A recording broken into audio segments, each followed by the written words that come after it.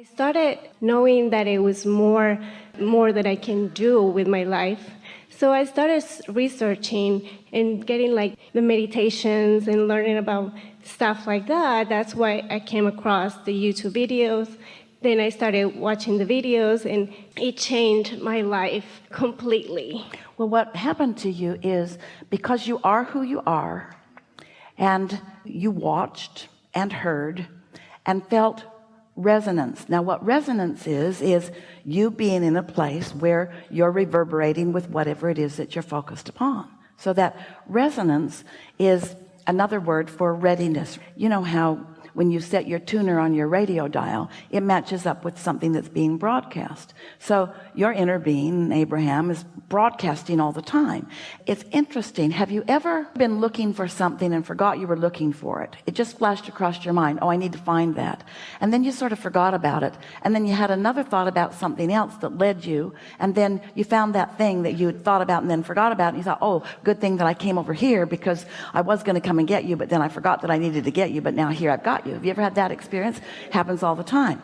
That's what we mean when we say your inner being is always guiding you, taking into consideration the resistance that you have on your path, because sometimes you're distracted by the other things in your world, even though that matters, and so forth. You've all had those experiences. Because I actually got your books in 2006 or 2007. It was just 3 books in one, like a little container with 3 of your books, but I never even opened them, ever. This is a good conversation to have. Somehow, because of the desire that you held, desire muted with some resistance, everybody has it on almost every subject. Still, your desire at some point must have been a little stronger than your resistance, and so there came, through the path of least resistance, these books into your possession. But the resistance was strong enough that even though they were there, and you kind of liked them being there, there was enough unreadiness or not enough strong wantingness that was not the path of least resistance. That was a path of least resistance that took you that far, but not into something that was more. But because your desire is still there, now you were looking not for what was on those books. You weren't even looking, you weren't doing a Google search about that. You were looking for something that you wanted to enhance your experience, and through the path of least resistance you ended up at the same place through a whole different way. And we are not for a moment implying that this is the only place to get answers. We don't mean that at all. Sometimes people have the feeling, and they offer these words, that I feel like I'm getting to the dock, but I missed my ship. It already came and left. And we want you to know there's another one and another one and another one and another one and another one and another one and another one. There's no ending to the ways, the cleverness of the universe, because your inner being knows you and knows what you want. Your inner being is not saying, she didn't read the books, don't show her the YouTube clips. If she really wanted this, she would have read the books. No, that's your mother talking to you.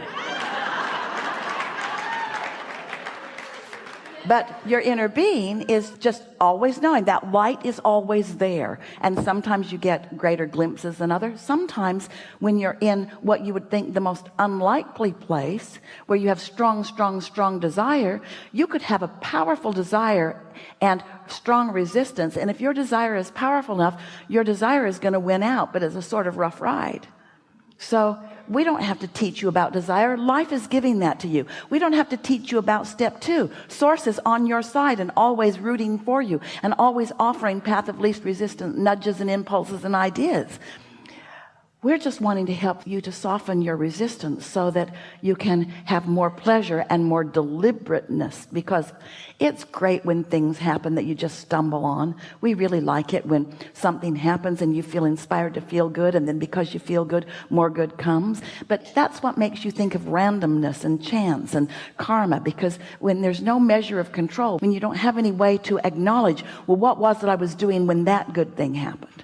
But now, as you get it, that you are a creator and that the law of attraction is responding and that you're offering vibrations and you can feel what your vibrations feel like. And now your quest is to sync up with your inner being who is powerfully attracting on your behalf. Now big things can come into your experience, and even more important, you can feel the steadiness, the sureness, the clarity, the realness, the love of things working out for you. I've been feeling love and joy in everything that I do, and it's just, and I just quit my job a couple months ago, I mean in May, before I started even working in these, and then I feel free, and I feel happy, and I feel like, okay, something is coming, and I know something amazing is there for me.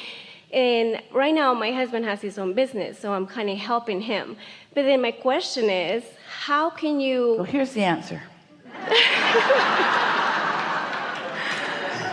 So a lot of people who are feeling discord in their current work for whatever reason, who feel real freeness for a moment when they leave it, then they are wanting to attract something fast to fill that financial void.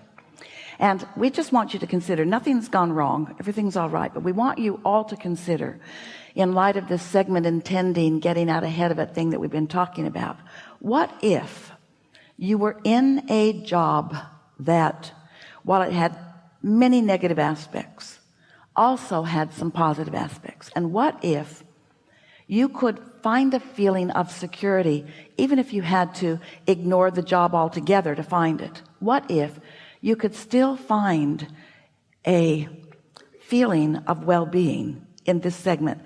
Not because the segment points to it, but because you want to feel it.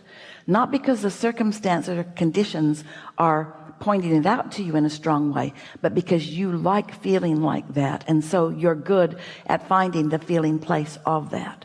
So you're practicing these segments and feeling good while you are in a job that on the whole, objectively, you don't like that much, but you're not being objective to every positive or negative aspect. You are tuning yourself to the frequency of well-being. So your current job is giving you more and more things that feel good. Not enough of them to stick around forever, but more and more things that feel good. And in the appreciation right where you are, then you move seamlessly into the next, and into the next, and into the next, and into the next. There are endless co-creative experiences that you could call jobs or relationships. It doesn't matter what label you give them. You're never going to stand still. There's always something more. And we just want to say really powerfully, Esther wants to deliver it loudly because she can feel the power that we're wanting to deliver it with, that the happier you are right where you are, the better the next segment's going to be. And humans have it backwards. They keep thinking that if I am happy about being here, the universe will stick me here forever. That's what your mother would do. You tend to think you got to complain. Oh, if the universe gets the idea I'm happy here, then maybe it won't carve out something better. That's not how it works. The happier you are now, the better the next segment will feel to you, and the next, and the next, and the next. So you can move seamlessly from one experience to another without the discomfort of sort of wanting to fill the financial void. And how do you manage the way that my husband doesn't really believe in what I'm believing right now? So he's like, why are you so happy? We have to pay this and this and this and this. I'm like, I'm actually really literally Well, his perspective is that everyone tends to do things because they should do them or because they have to do them, because it's sort of the way your society has oriented you. And so there's nothing more annoying than to be still working and doing what you think you have to do while somebody else has stopped doing what they have to do and is happy. That's just annoying. And there isn't anything that you could say that he wouldn't translate, because he can translate rabbits too. There isn't anything that you could be saying, this isn't what he would hear. She doesn't want to work. She doesn't want to work. She doesn't want to work. She doesn't want to work. Of course she's happy. She's not working. Of course she's happy. She's not working. And I've been trying to help him in his business. I'm trying to get more into the business so I can... But he doesn't believe right now that the business is enough to support both incomes. He doesn't believe that, and so you can help him all you want. You're still more in the way than you are helping him. He wants you to get out there somewhere else and get money from somewhere else and bring it home. But here's the thing. You want to, and this is subtle and yet really easy to understand. You cannot serve two masters. Pick one and let it be your inner being. Now we want to say that better. Pick one and let it be you, your own desires. Let it be your vortex. Let it be what you were born to accomplish. Let it be that, because everybody else, we say the same thing to them too. But humans, you keep wanting to say that if you do what's best for you, then you don't do what's best for this family, or you don't do what's best for our checking account. And what we want you all to understand is that when you do find alignment with who you are, and you light up as our friend lighted up, you're in a place of receiving, and he's going to be really glad to know you if he'll just leave you alone and let you attract the way you are able to attract. But if he gets all over your case and makes you feel guilty about what you are not doing or about how you are not pleasing him, then in that guilty feeling, your point of attraction sucketh. It just does. You just cannot get to where you want to be when you don't feel good. And so it's not the easiest thing, because you keep wanting to not seem like you're as happy as you feel, because it upsets somebody who's not understanding it. So here's what we would say to him if we were standing in your physical shoes.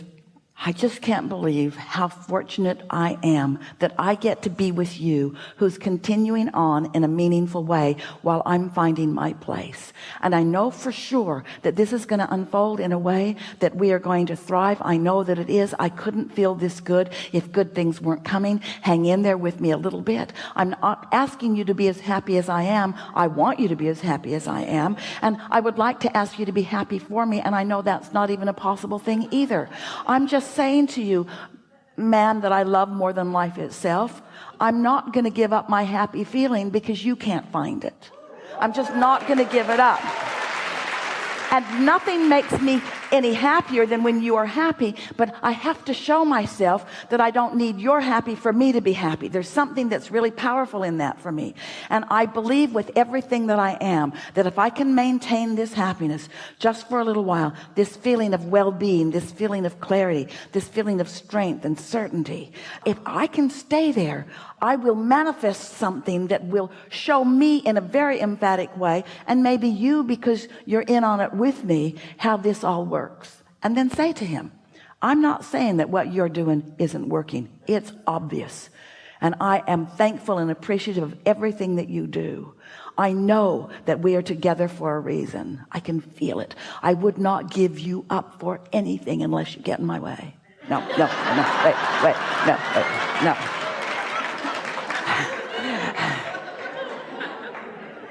I'm reaching for the connection to source that will enhance the experience that I'm loving so much with you.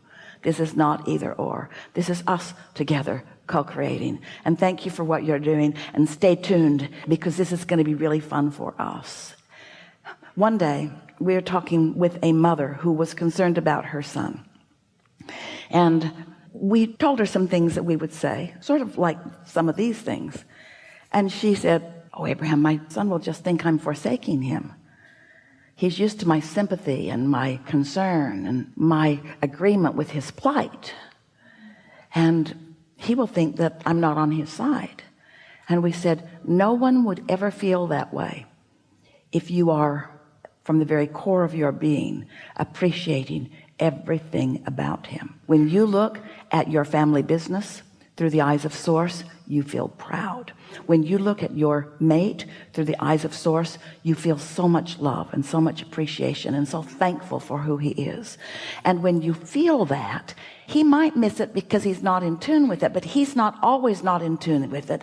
He's often in tune with it, and he will feel it. But if you agree with him about the things that he's worried about, then he won't get there. You see what we're getting at? Your inner being is calling you, and right now you're on the move toward it. And when someone's watching someone in physical form who's on the move into vibrational harmony with their own vortex, they get the benefit of watching what happens.